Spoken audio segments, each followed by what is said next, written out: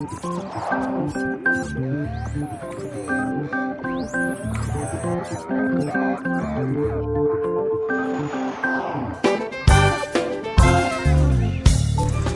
afternoon from across the pond. This is where I live. Let's take a look.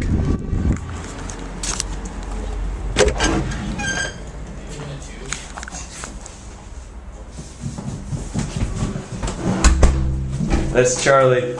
He lives here. Okay, this is the living room. John's playing video games. And we've got flags of the world on the walls. James, I've got an idea as to why.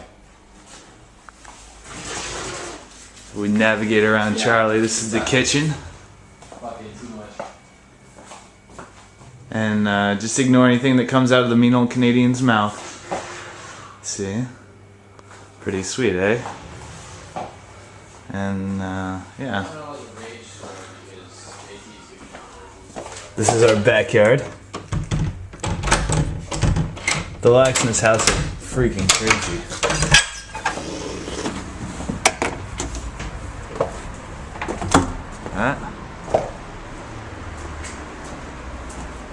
It's John's hockey net. That's the highway.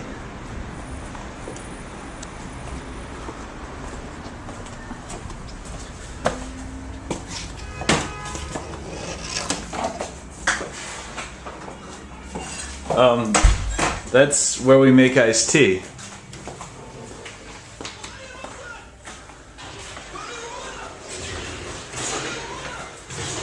Alright, going upstairs.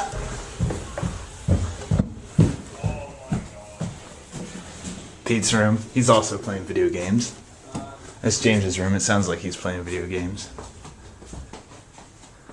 And this is my room. Very homey. Oh, we can turn on the lights. And look at that, it's clean, huh? I'm gonna have to apologize, folks. I don't know where my camera stand is right now, so this video might be a tad shaky. Sorry. First thing on the agenda today, the effect place can have on morale. Now, I promise I won't go crazy go nuts geographer on you, because that would just be cruel to most of you. But it's true.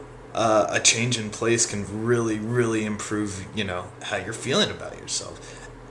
As moving here did. My room's bigger. I actually got to pick the people I live with.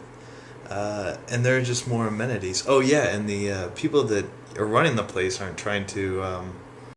I was trying to figure out a way to say financially sodomize, but in a nicer way. I couldn't, so I'll just stick with financially sodomize me. And on top of that, I'm closer to a lot more stuff. We've got Chippies, we've got grocery stores, we've got places where I can go get Baps, cafes, video stores. I mean, there's a lot of stuff. Anyway, it's Friday and I have some general recreation to pursue, so I'll give you a quick dosage of limey news for American chaps. And then I'm gonna get out of here. So here it is, folks. Limey news for American chaps. So, it's a slow news week in Britain, but there is an interesting occurrence down in Cornwall.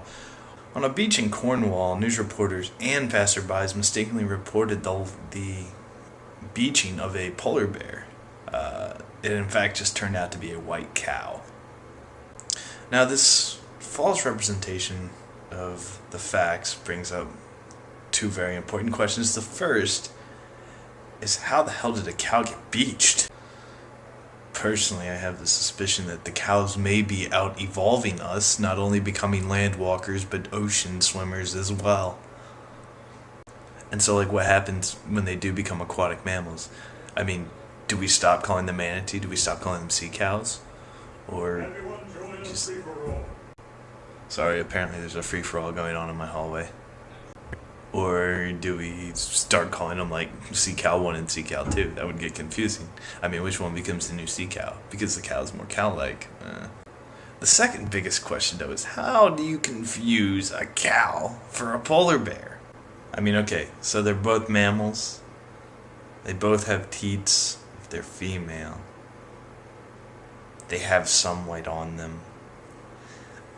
But I think it stops there, you know? Of course, then again, what do you expect from people that think a rubber is something you erase with? And on that note, they pronounce aluminum wrong. Just kidding, English people. Your linguistic quirks are quaint and not at all silly. Okay, so, you want to know what I think? They say the polar bears are disappearing, but you know what I think? I think they're disguising themselves as cows so that they can easily prey on human beings and other creatures that don't live up so far north. Bears are crafty like that. Fear the bear. I'm kind of hungry, so that's all for the news.